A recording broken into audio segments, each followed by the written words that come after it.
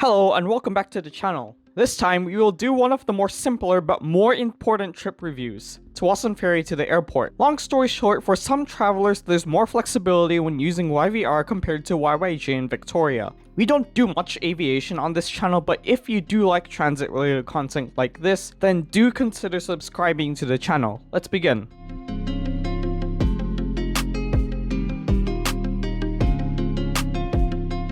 Now let's quickly go over, why would someone fly from YVR instead of YYJ in Victoria? For this example, let's say you're going to Toronto. The first reason is cost. Simply put, it's around $100 cheaper to fly from YVR to Toronto than it is to fly from Victoria. Factoring in the fees for the ferry and TransLink, it comes to around $60 in savings. Now the second reason is that the route from Vancouver to Toronto is just simply much more popular than the route from Victoria. The two big cities have around 25 flights to and from each other daily, while Victoria only serves about 3 or 4 flights daily out to Toronto. This provides copious amounts of flexibility for those wanting to fly out east. And that means flexibility in plane types, airline choices, and seating class selection. So yeah, case in point, flying out of YVR may be a much more economical choice for a flight out to Toronto.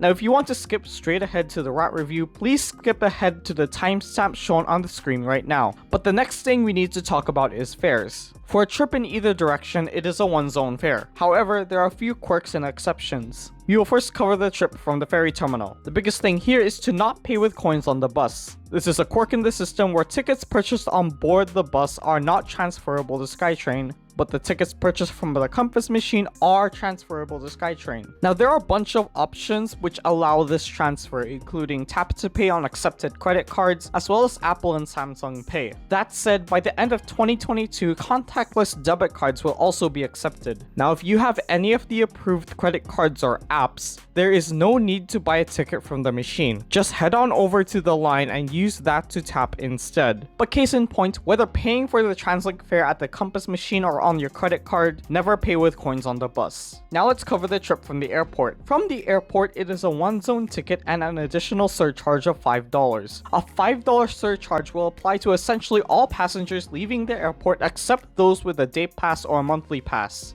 This surcharge is pre-calculated on all purchases, so no need to worry about that. Those using Tap to Pay or Apple and Samsung Pay do not need to worry about the complexity of the zone boundary map. But if you're paying cash at the compass machine at the airport, it is only a one-zone fare as the zone map only applies to SkyTrain and Cbus. Tickets purchased at the compass machine at the airport can be used on the 620 bus. The last thing I'm gonna say here is to get the compass card. Not only are you saving 20% on every 90-minute long stored value trip, but you are also being granted a plethora of accessibility perks when using transit in Metro Vancouver. Now onto the ride review.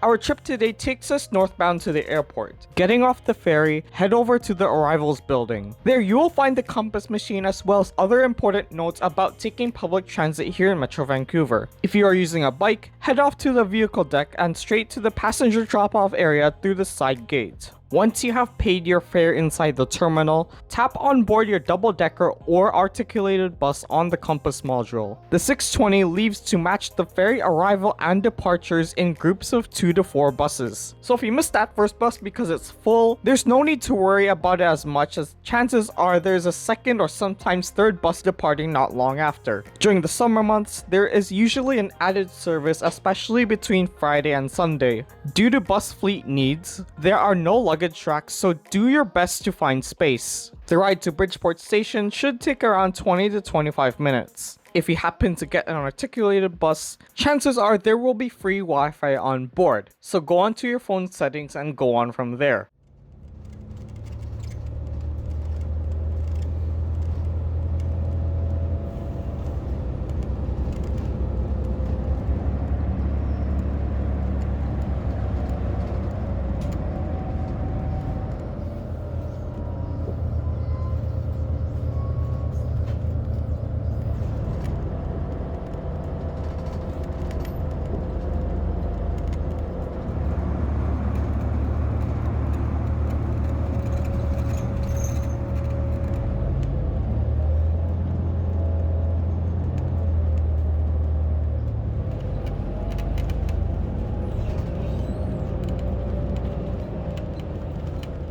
at Bridgeport Station, head up to Platform 2 for trains to YVR Airport. That said, if you're coming in from the airports going to the ferries, head around to the bus loop to the right to Bay 12, noted by the painted lineup markers on the ground. Anyways, pay attention to where the train is going, as there is also a service to Richmond Brighouse which you do not want. Trains to the airport arrive every 6 to 8 minutes. Once on board, it is a 5-minute ride to the end of the line at Vancouver International Airport.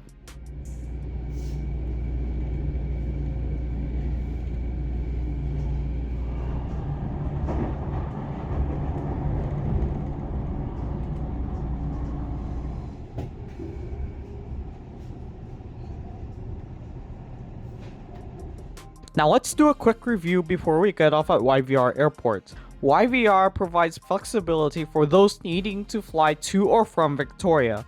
The most difficult part of this journey is knowing not to pay by cash, as that unloads a bunch of other questions that play into which fare you need to buy. And even then, for those wanting to pay concession fares, which is what we call fares for seniors 65 and older, there's almost no reason to fret about paying an extra $1 for a 90-minute ticket for this journey. The easiest, stress-free way to go about fares for the purposes of this trip is to use the payment apps, contactless credit card, or to use a Compass card. Like, pay the $6 deposit and throw, $5 on it for stored value. But once you figure out your fare, it's a very straightforward 40-minute ride between these major transportation hubs. At the airport, it's a single platform. From here on out, it depends where you're flying to. For US and international departures, head downstairs and straight across to those departures. For domestic flights, turn left and continue to the domestic terminal. If you need to go to the south terminal, head to the courtesy shuttle at the end of the pedestrian bridge. Other than that, if you're flying in and need to head to Victoria, the steps are largely the same but in reverse, except the 620 bus comes in clusters of 2 or 3 every hour to connect with the ferry departures,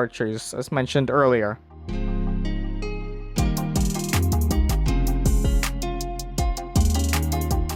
Overall, it's highly recommended that you complete the trip in one setting, as in don't stop in the middle of the journey. I also feel like the fare instructions were more complicated than they needed to be, especially if you're paying by cash. But in reality, I feel like most of you will be paying with something that is not cash, which is great. Anyways, if you have any questions, feel free to ask in the comments section. Enjoy your trip and have a good one. Cheers!